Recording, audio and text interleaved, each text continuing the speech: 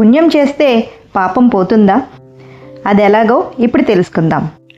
చాలామంది పుణ్యం చేస్తే పాపం పోతుంది అనుకుంటారు. అందుచేత పాపాలు పోవడానికి పుణ్యకర్మలు చేస్తూ ఉంటారు. కానీ తెలుసుకోవలసింది ఇక్కడ పుణ్యకర్మలు చేసినంత మాత్రాన పాపకర్మలు పోవు. ఎందుకంటే సృష్టిలోని దేని ఫలితం దానిదే. పుణ్యం చేస్తే భోగం అంటే సుఖం అనుభవిస్తాం. అలాగే పాపం చేస్తే దుఃఖం అంటే కష్టాలు అనుభవిస్తాం. రెండూ చేస్తే సుఖంతో పాటు దుఃఖం కూడా అనుభవిస్తారు. ఉదాహరణకు ఒకడు అన్ని పుణ్యకర్మలే చేశాడని అనుకుందాం. అటువంటి వారికి జీవితంలో అంతా భోగమే ఉంటుంది. సుఖ సంతోషాలతో జీవిస్తారు. ఎటువంటి కష్టాలు రావు. అలాగే ఇంకొకడు పుణ్యకర్మలు పాపకర్మలు రెండూ చేశాడు అనుకుందాం. పాపకర్మ ఫలితంగా యాక్సిడెంట్లో ఒళ్ళు కాలడం, చేతులు కాళ్ళు విరగడం, కరెంట్ షాక్ వల్ల అవయవాలు కాలడం లాంటివి జరిగి వైద్యం కోసం హాస్పిటల్లో చేరి వైద్యం పొందుతాడు. కానీ వాడు పుణ్యం కూడా చేయడం వల్ల ధనం బాగా ఉంటుంది. అందువల్ల సూపర్ స్పెషాలిటీ హాస్పిటల్లో ఏసీ రూమ్లో వైద్యం చేయించుకుంటాడు. అంటే ఇక్కడ భోగంతో పాటు రోగం అనుభవిస్తాడు. ఎందుకంటే పుణ్యం పాపం రెండూ చేయడం వల్ల. కానీ ఇంకొకడు పాపకర్మలే చేశాడు అనుకుందాం. వీడు కూడా ప్రమాదం జరిగి హాస్పిటల్లో జాయిన్ అవుతాడు. కానీ వీడికి ధనం లేకపోవడం వల్ల జనరల్ హాస్పిటల్లో వైద్యం చేయించుకుని జనరల్ వార్డులో కామన్ బెడ్ మీద ఉండాల్సిన పరిస్థితి వస్తుంది. అంటే ఇక్కడ రోగం ఉంది కానీ భోగం లేదు. కారణం పాపాలే చేశాడు, పుణ్యం చెయ్యలేదు కాబట్టి. మనకి లోకంలో రెండు రకాల వాళ్ళు కనిపిస్తారు. పుణ్యం పాపం రెండూ చేసి భోగంతో రోగం అనుభవించేవారు, అలాగే పుణ్యం చేయకుండా పాపాలే చేయడం వల్ల భోగం లేకుండా రోగం మాత్రమే అనుభవిస్తున్నవారు. అందుకే లోకంలో ధనవంతులు కూడా కష్టాలు అనుభవించడం చూస్తున్నాం. నిజంగా వారి పుణ్యంతో పాపాలే పోయి ఉంటే ధనవంతులకు కష్టాలు ఎందుకు వస్తాయి? అందుచేత ఏ కర్మ ఫలితం దానిదే అని తెలుసుకోవాలి. మరి పాపాలు ఎలా పోతాయి? ఇప్పుడు తెలుసుకుందాం. పాపాలు పోయే మార్గం శ్రీకృష్ణ భగవానుడు చెప్పడం జరిగింది. ఆయన ఏమన్నారంటే, జ్ఞానాగ్నిలోనే పాపకర్మలన్నీ దగ్నమవుతాయి అని.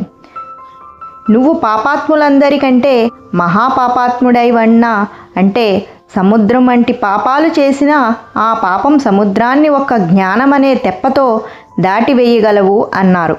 అందుచేత పాపకర్మలు పోవాలంటే పుణ్యకర్మలు చేయడం కాదు, జ్ఞానం సంపాదించుకోవాలి. ఈ విషయాన్నే పత్రిజీ కూడా చెప్పడం జరిగింది. గతం అవగతం విగతం. గతం అవగతం విగతం అంటే పత్రిజీ ఏమన్నారంటే, గతంలో చేసిన పాపాలు అవగతమైతే అంటే అర్థమవుతే అవి విగతమవుతాయి అంటే తొలగిపోతాయి, రద్దు అవుతాయని అర్థం అన్నమాట. ఇక్కడ మనం రాధాస్వామి వారు చెప్పిన సందేశాన్ని గుర్తు చేసుకోవాలి. ఆయన ఏమన్నారు, ఏ ఏ కర్మలు చేస్తావో ఆయా అనుభవాలు పొందవలసి ఉంటుంది.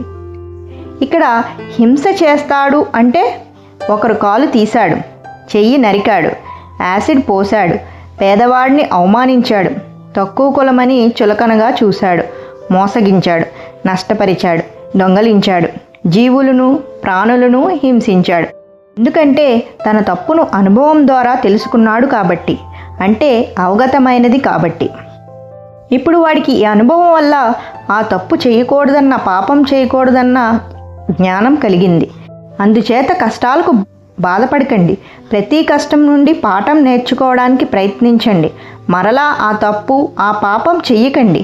అలా ఎవరైతే అనుభవం ద్వారా పొందిన జ్ఞానంతో ఏ తప్పులు పాపాలు అర్థం చేసుకుని అంటే అవగతం చేసుకుని ఆ పాపాలు కర్మలు ఇక చెయ్యరో వారు గతంలో చేసిన అలాంటి పాపకర్మలు ఏమైనా ఉంటే అవన్నీ విగతం అయిపోతాయి.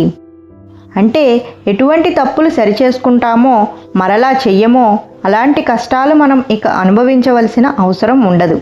అంటే అటువంటి కష్టాలు ఇక రావని తెలుసుకోవాలి. అందుకే పత్రిజీ అంటారు, గతం అవగతమైతే విగతమవుతుంది అని. ఒకవేళ మనం గతంలో చేసిన పాపాలు అవగతం చేసుకోకపోతే పాపాలు మరలా చేస్తూ ఉంటే మనం అవగతం చేసుకున్నట్టే. అటువంటి వారికి కష్టాలు అలా వస్తూనే ఉంటాయి. అందుచేత జ్ఞానం సంపాదించుకుని పాపకర్మల నుండి బయటపడదాం, ఆనందంగా జీవిద్దాం. సర్వే జనా సుఖినో భవంతు. నెక్స్ట్ ఎపిసోడ్లో కలుసుకుందాం. అంతవరకు సెలవు. సైనింగ్ ఆఫ్, మీ శ్వేతాలేఖ్య.